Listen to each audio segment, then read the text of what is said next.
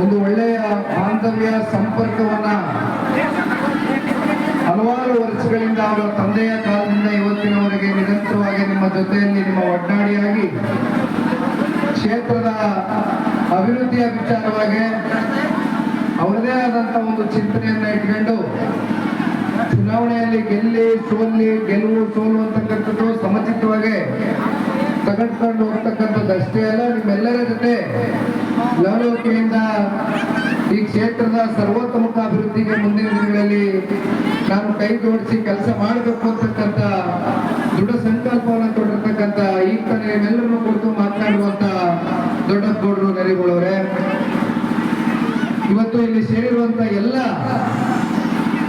ನಮ್ಮ ಪಕ್ಷದ ನಾಯಕರು, ಕಾರ್ಯಕರ್ತರು, ಮುಖಂಡರೇ, ಅದಕ್ಕಿಂತ ಮಿಗಿಲಾಗಿ ಇವತ್ತು ನಾವು ನೀವೆಲ್ಲರೂ ಮೂಕಸಿದ್ದೇಶ್ವರನ ಪ್ರಾರ್ಥನೆಯನ್ನ ಸಲ್ಲಿಸಕ್ಕೋಸ್ಕರ ಇವತ್ತು ವಿಶೇಷವಾದಂತ ಒಂದು ದಿನ ತಾವೆಲ್ಲರೂ ಸುತ್ತಮುತ್ತ ಗ್ರಾಮಗಳಿಂದ ಈ ಗ್ರಾಮದಿಂದ ತಾವೇನು ಆಗಮಿಸಿದ್ದೀರಿ.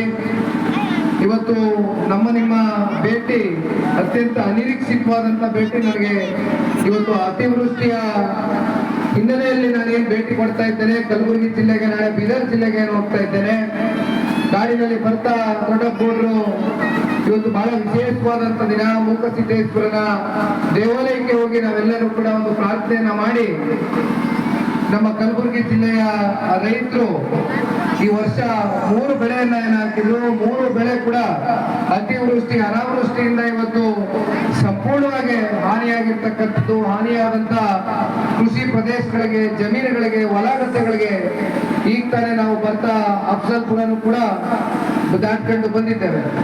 ಹಲವಾರು ಕಡೆ ಹೋದಂತ ಸಂದರ್ಭದಲ್ಲಿ ತೊಗರಿ ಇರ್ಬೋದು, ಹಸಿ ಇರ್ಬೋದು, ಈ ರೀತಿ ನಮಗೆ ಸಾಕಷ್ಟು ಬೆಳೆಗಳು ಇವತ್ತು ಈ ವರ್ಷ ಏನು ರೈತರು ಕಷ್ಟಜೀವಿಗಳು ಇವತ್ತು ಕಷ್ಟಪಟ್ಟು ಬೆಳೆಯನ್ನ ಏನ್ ಬೆಳೀತಕ್ಕಂಥದಕ್ಕೆ ಸಾಕಷ್ಟು ಅವರ ಸಮಯವನ್ನ ಅವ್ರ ಜೀವನನೇ ಮೂಡಿಬಿಟ್ಟಿದ್ರು.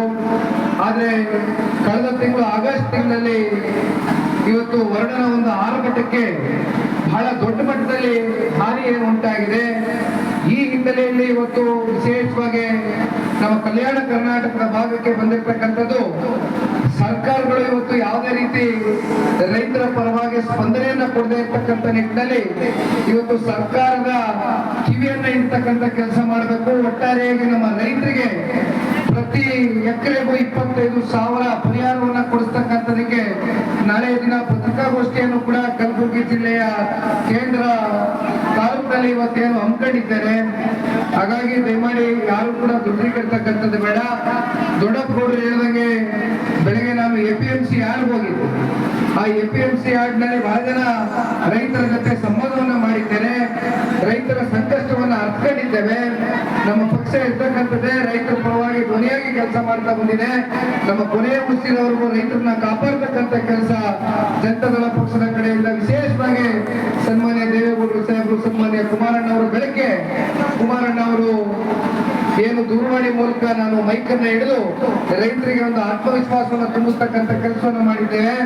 ಕೇಂದ್ರದಿಂದ ಕೂಡ ಯಾವ ರೀತಿ ಒಂದು ಪರಿಹಾರವನ್ನ ನಮ್ಮ ಜಿಲ್ಲೆಯ ರೈತರಿಗೆ ಕಲ್ಪಿಸಿಕೊಡ್ತಕ್ಕಂಥದಕ್ಕೆ ಸಾಧ್ಯವೋ ಅವರು ಕೇಂದ್ರದ ಕೃಷಿ ಸಚಿವರು ಹಾಗೂ ನಮ್ಮ ದೇಶದ ಗೌರವಾನ್ವಿತ ಪ್ರಧಾನಮಂತ್ರಿಗಳಿಗೂ ಕೂಡ ಒಂದು ಮನವಿ ಪತ್ರವನ್ನು ಕೊಡುವ ಮೂಲಕ ಅವರು ಕೂಡ ಒಂದು ಮುತುವರ್ಜಿಯನ್ನು ವಹಿಸಿ ಕಲಬುರಗಿ ಜಿಲ್ಲೆಯ ರೈತರಿಗೆ ಆಗಿರ್ತಕ್ಕಂಥ ಈ ಸಂಕಷ್ಟದ ಕಾಲದಲ್ಲಿ ಸಾಕಷ್ಟು ಸಾಲಗಳನ್ನ ತಗೊಂಡು ಇವತ್ತು ರೈತರು ನೋವಿನಲ್ಲಿ ಏನಿದ್ದಾರೆ.